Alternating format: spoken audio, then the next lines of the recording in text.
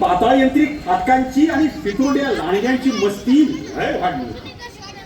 पण आई भवानीनं ती बरोबर उतरवायची ठरवली. आई भवानीनं उजवा कौल दिला. उपास सुटले, नवस फिटले. आनंदाची बातमी आली. शिवाजी राजानं औरंग्याचा माज उतरवून आग्र्याहून गरुड झेप घेतली. औरंग्याच्या हातून जपपाट पडली, डोळे विस्फारले आणि ताक मानेनं राजे स्वराज्यात आले. सारी दैवता एकाच वेळी प्रसन्न झाली. देव पावला देवी, देव पावला.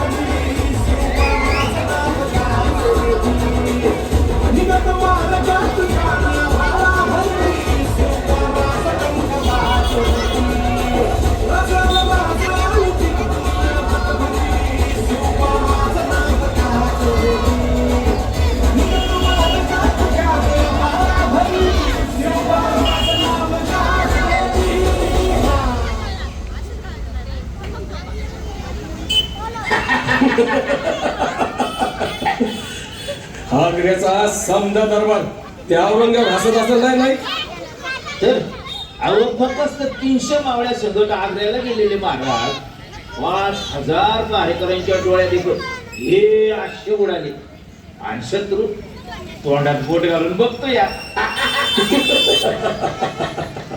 राज काय बी म्हणा आपल्याला त्या औरंग्याची फजिती बघायला पाहिजे होती.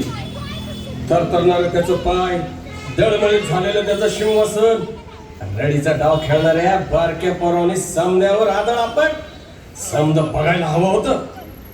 ती नामी संधी हुकली म्हणायची.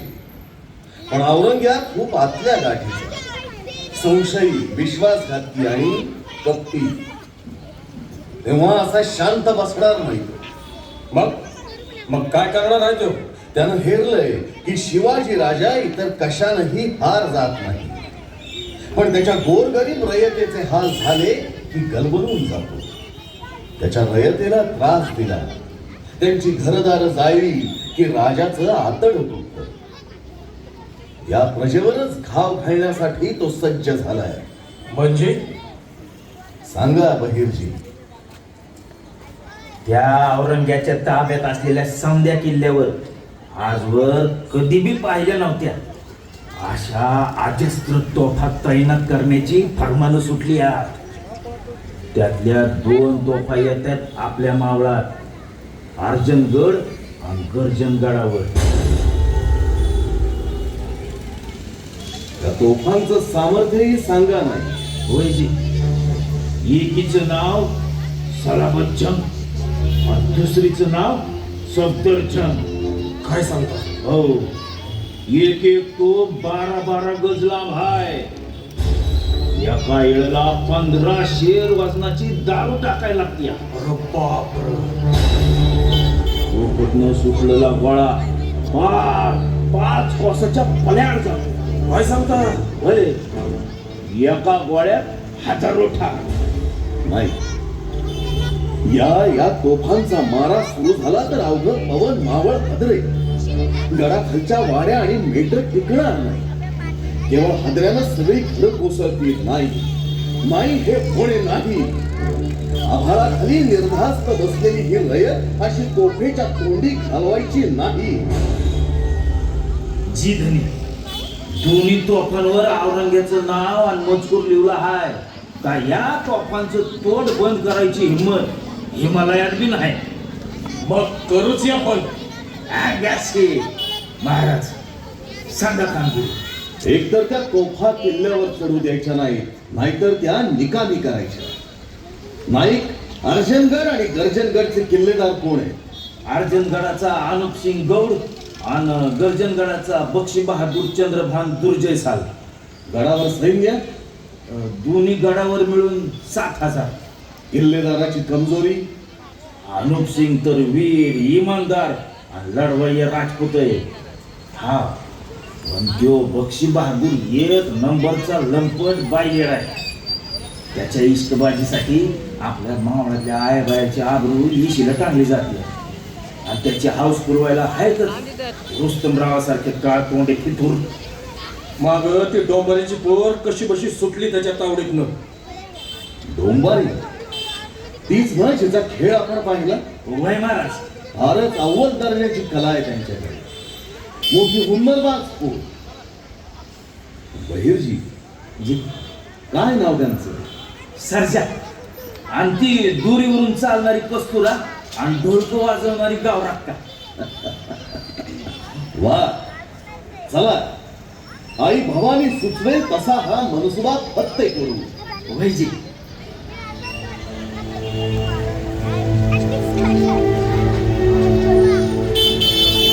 रुस्तम, तुम तो बड़े डरपोक निकले. इतने दिन हो गए, इतनी सी छोकरी मार दे रही है. एक छोकरी के सामने हमने घुटने टेक दी.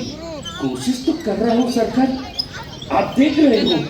पण जेव्हापासून शिवाजीराजे इथं आहे ना, अहो पुरी वाईकडे बघता मी येत नाही. ये सीमा ने हमारी रातें वीरान कर दी है. उस जन्नत की हूर कस्तूरा तक हम पहुंच भी नहीं सकते. हाँ हाँ हुजूर, हम नहीं पहुंच सकते, लेकिन वो यहाँ आ सकती है. क्या कस्तूरा यहाँ पर आ सकती है? कैसे? अहो ती राहिली काहीतरी कसरत दाखवून पैसा मिळवून आहे. पैशाचं लालू दाखवलं तर किल्ल्यावरती येईल. क्या काम करती है वो? डोंबारी आहे. दोरीवरून इकडून तिकडं चालत जातीय तोल सावरत. ही अशी.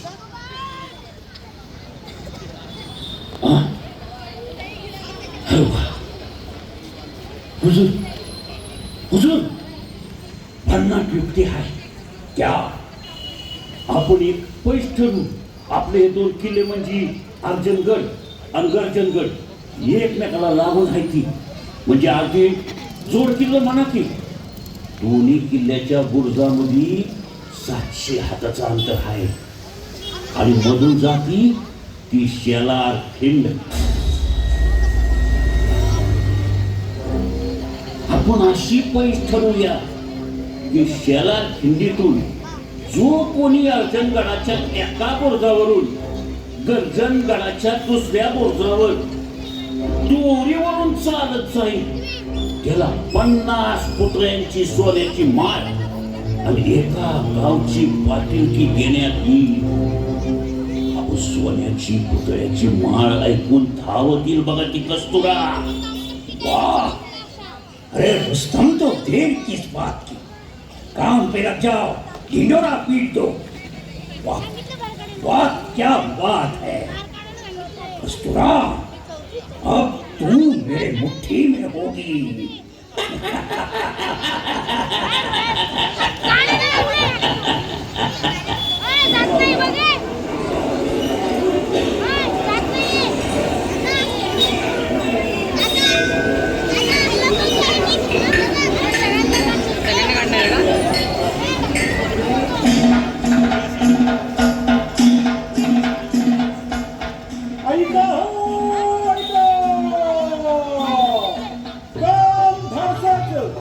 संधी सोन्याची.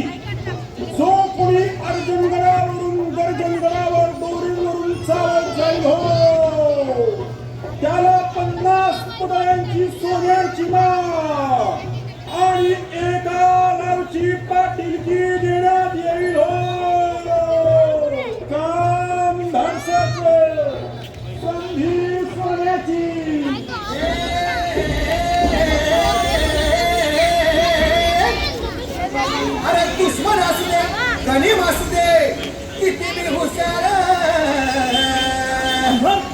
शिवरायांच्या बुद्धियुक्तीचा लागे धापार शिवरायांच्या बुद्धियुक्तीचा लागे धापार हे लागे धापार लागे धापार अरे लागे धापार लागे धापार हे शिवरायांच्या बुद्धियुक्तीचा लागे धापार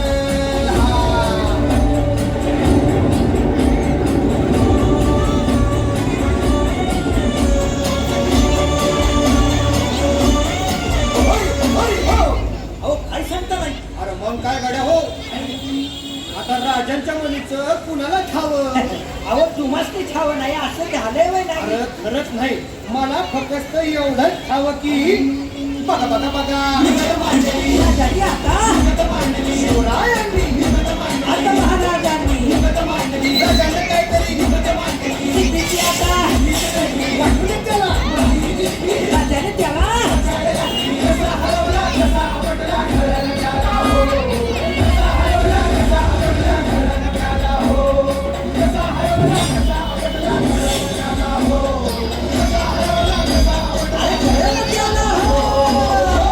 समजलं वय घरी आक्षेप कसं बोलले एका तोफेचं काम लागलं माझ्याकडं आणि दुसऱ्या तोफेचं काम लागलं कस्तुराकडं.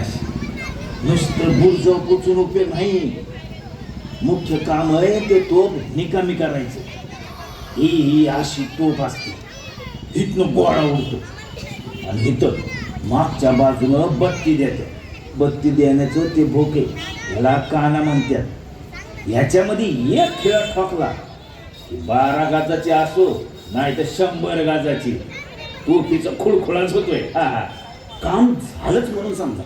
आम्ही सारेजण रात्रीच्या अंधारात निम्मा गड चढून दबा घेऊन बसू. तोफा निकामी झाल्या की फक्त इशारा करायचा. आम्ही सगळे गडावर दाखवून देऊ. पण सर्जा काम जीवाच्या जोखमीचं. या कस्तुराच्या धाडसामुळं अख्खं पवन मावळ वाचणार आहे, सुखरूप राहणार आहे. माझ्यामुळे महाराज म्या स्वराज्यासाठी काम करणार ते मी तुमच्या चाकरीत. आई बघितलं का महाराज काय म्हणते ती दोरावर पडणाऱ्या माझ्या एक एक पावलानं स्वराज्याचा इजे पुढे पुढे जाणार आहे. अवधनी शिवाजी राजाच्या चाकरीत भाग घ्यायचा हे तर प्रत्येक मराठ्याचं सपान आहे. पण आई भवानीनं या कस्तुराला निवडलंय. आमच्या वस्तीवरचे समजे मला चिडून द्या तर राजाच्या चाकरीत जाणं हे काही डोंबारी काम नाही. पण आज माझी कला तुमच्यासाठी आणि या स्वराज्यासाठी उपयोगी पडणार आहे. एवढा आनंदाचा क्षण आमच्या आयुष्यात आज कतूर आला नव्हता बघा. धनी सोनं झालं पुरीच्या आयुष्याचं. अहो साधं डोंबारी आम्ही पण आमच्यासारख्या छोट्या माणसावर एवढा विश्वास दाखवला तुम्ही. आता जीवाची बाजी लावायला आम्ही डरत नाही. जीव गेला तरी बहत्तर पण तुमचा मनसुबा आम्ही पार पाडणारच राजा.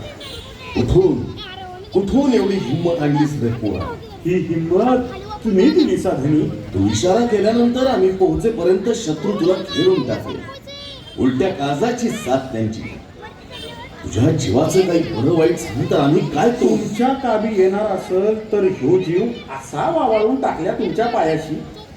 तुम्ही माझी पर्वा करू नका महाराज. औरंग्याच्या या तोफचं तोंड बंद करायची हिंमत हिमालयात बी नाही असं म्हणतात नव. आता दावतोच महाराज. अहो तोल हेच आम्हा डोंबाऱ्याचं मोल आहे महाराज. दोरीवरून चालताना जर का माझा तोल गेला तर ह्या दोराचा स्वराज्याच्या गळ्याशी फास बसल. पण जर का तोल सावरतल्या पल्ल्यात गेले तर हाच दोर चाबूक बनून शत्रूच्या पाठीवर पडेल. व्हय ना? आता दावतेच बिरुबाच्या नावानं. जय भवानी. धन्य धन्य या मराठी मातीची. तिच्या कुशीतून निधड्या छातीचे वीरच नाही तर अशा जिद्दीच्या धाडसी वीरांगना ही जन्माला आल्या. स्वराज्याचं सिंहासन बनेल तेव्हा त्याच्या प्रत्येक पायरीवर अशा निष्ठावंत आणि स्वराज्यासाठी जीवाची बाजी लावणाऱ्या प्रत्येकाचं नाव कोरलं जाईल. त्यात ही पण एक असेल, कस्तुरा.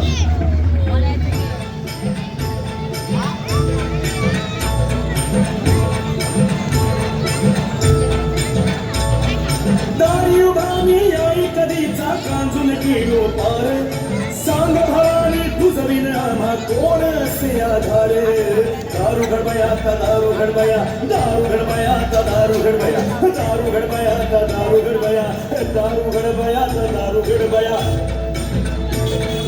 महिषासुर मर्दिनी आई तूच महाकाली तूच चंडिका तू जगदंबा तू शेरावारी शोधू कुठार कसा कुणामी लाख तुझे अवतार दारू घडबया का दारू घडबया दारू घडबया का दारू घडबया दारू घडबया का दारू घडबया दारू घडबया का दारू घडबया आई जगदंबे भवानी माते हे रेणुका माते कालिका माते हे शांता दुर्गे रणचंडी के गो पंढरपूर वासिनी हे सप्तशृंगी तू हे महाकाली तू हे दारू घडबया का दारू घडबया दारू घडबया का दारू घडबया दारू घडबया का दारू घडबया दारू घडबया का दारू घडबया दारू घडबया का दारू घडबया दारू घडबया का दारू घडबया दारू घडबया का दारू घडबया दारू घडबया का दारू घडबया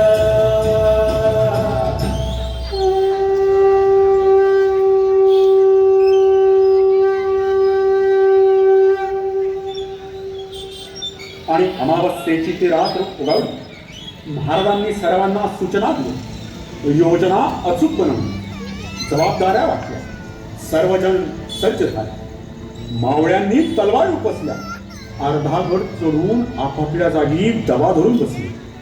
गडावर बक्षी भात आणि रुस्तुम मनात मैफिलीची तयारी करत होते. कस्तुरा आता आपलीच अशा स्वप्नात रंगले होते. आणि आली कस्तुरा पदर खोचून हातात कोठाली आणि मनात शिवरायांनी सांगितलेले ध्येय घेऊन अर्जनगड आणि गर्जनगडावर सार मोगली सैन्य तिचीही करामत पाहण्यासाठी उत्सुकतेनं उभं होतं. सर्जानं ढोल वाजवायला सुरुवात केली आणि सगळ्यांचे श्वास रोखले गेले.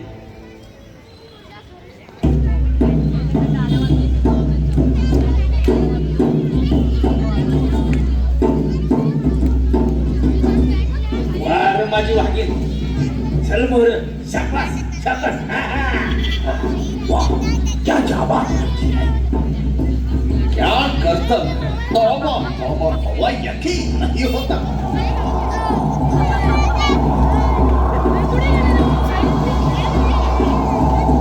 जगदंबे हा श्वासाच्या वारा थांबवाई चकवल जाईल. सापड सापड. शाबाश कस्तुरा शाबाश, धन्य पुरी. अरे देखो तो इतनी तेज हवा में भी चल रही है, गिर जाएगी. देखो तो. अरे मनहूस चुप है. नीचे बड़ी गहरी खाई है, गिर गई तो मर गई. अरे चुप है, देखने तो दे. कस्तुरे, काय बी करून तुला हा डाव साधायचाच आहे. पहुंच गए क्या? इंशाल्लाह नजदीक है. आ गई क्या? अभी आ गई.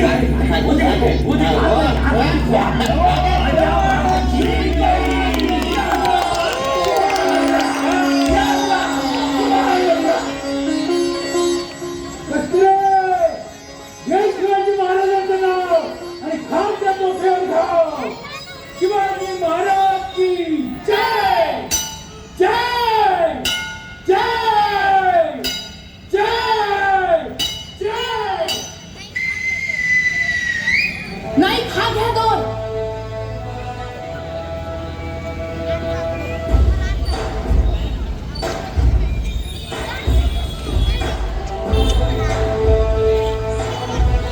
चालू कर आणि घराचा दरवाजा उघडा.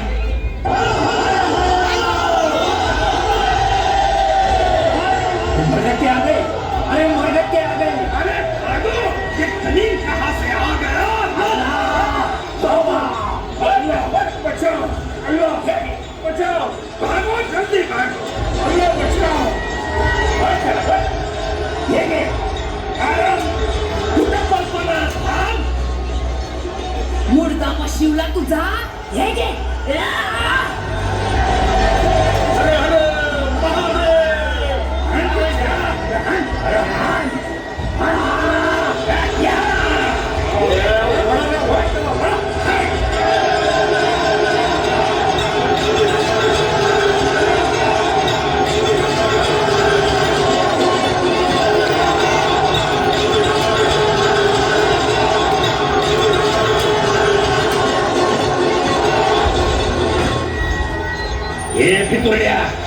पळ तू पाय लावून मर्दा हे घे या!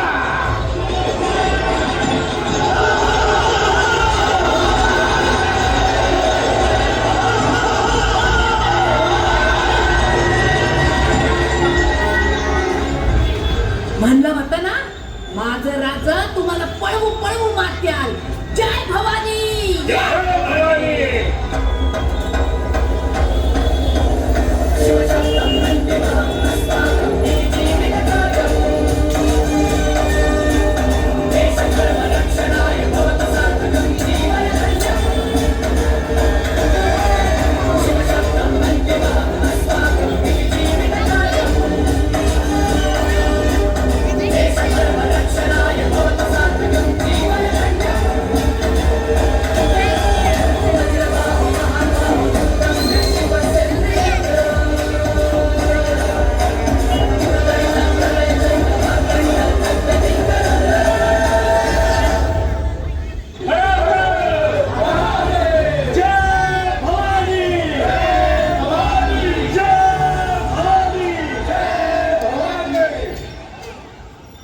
वा सर्जा, वा कस्तुरा, पराक्रमाची शर्थ केली. बहादरा तुझं काम डोंबाऱ्याचं पण काळीच लढवय्याचं. कस्तुरा, कोण म्हणतं की हे बांगड्या भरलेले हात आहेत? हे आहेत साक्षात जगदंबेची वज्र कंकण. तुमच्यासारखी स्वराज्य देवतेच्या हाकेला धावून येणारी मावळी हृदय जोर आहे. तोवर हा भगवा असाच हडकत राहणार. अहो धनी, आम्ही लाख काम करू पण या 18 पगड जाती जमातीच्या लोकांनी संगती घेऊन स्वराज्य उभं करणारा तुमच्यासारखा राजा मिळणार नाही. अगं आम्ही दोघांनी, कुणी कोळी, कुणी रामोशी, कुणी म्हार, लोहार, समदे आपापल्या आबाळात उडणारे पतंग. पर त्या समद्या पतंगाच्या दोऱ्या शिवबा नावाच्या या राजाने एकत्र बांधून ठेवल्या.